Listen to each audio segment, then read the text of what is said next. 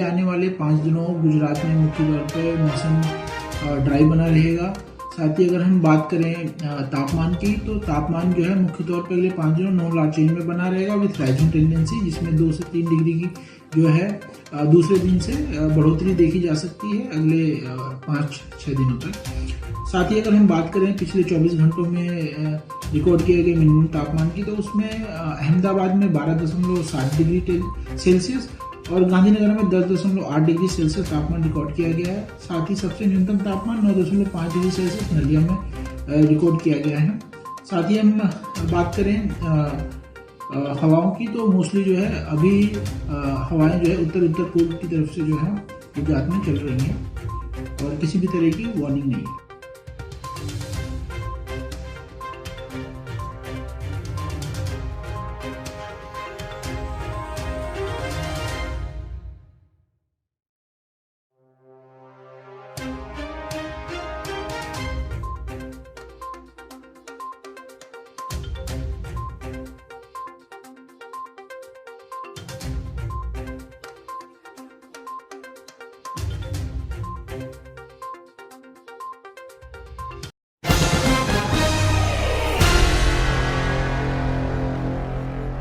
વઢવાણ ધોળીપુર પાસે જે નવો પુલ બનાવવામાં આવેલ છે ત્યાં વિદેશી પક્ષીઓનો સવારમાં જમાવડો થાય છે, પણ નીચે નદીનો ભાગ હોય, બધી ગંદકી યાદી હોય અને જોઈને સાફ કરવામાં આવે અને તો વધારે પક્ષીઓ પણ આવેલું છે અને એની ઘરની વ્યવસ્થા અને પાણીના કુંડા હાથે બેસે એક વ્યવસ્થા તંત્ર કરે, એટલે ભોગાવો નદી સાફ કરે તો બધું થાય એવું છે ને? નદી જો સાફ કરવામાં આવે તો આ ગંદકી દૂર થઈ જાય અને આ જે સ્મેલ ને બધી જે ગંદકીને આવે છે એ દૂર થઈ જાય। વધુ પક્ષીઓ આવે તો ફરવાનું સ્થળ બને, વધુ પક્ષીઓ આવે તો પર્યટક સ્થળ જ બને એવું છે અને માણસો બધા ઉભા રહી જાય છે આ પક્ષીઓ જોવા માટે।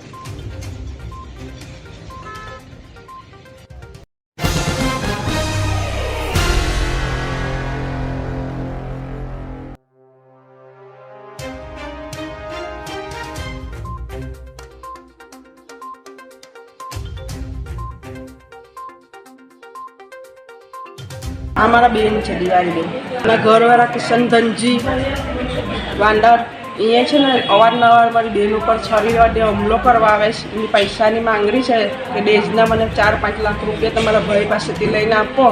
છેલ્લા 1.5 વર્ષથી મારી પાસે છે, મારા ઘરે છરી લઈને મારવા આવે છે। મારા છોકરાઓને અમને ગમે ત્યારે બજારે રસ્તા મારા કે ગમે ત્યારે પણ લઈ છરી લઈને અમારા પર હુમલો કરે છે। અમારી પાસે આગળ મેં કેટલી વાર એના વિરુદ્ધ ફરિયાદ કરાવેલી છે। 21 તારીખે મારા બેન જ્યારે મારા ઘરે ભલકાથી નીકળી મચ્છી માર્કેટે મજૂરીમાં જતી હતી ત્યારે માર્કેટના ચોકે મચ્છી માર્કેટના ચોકે ઊભા રહી એને પૈસાની માંગણી કરવા લાગ્યો।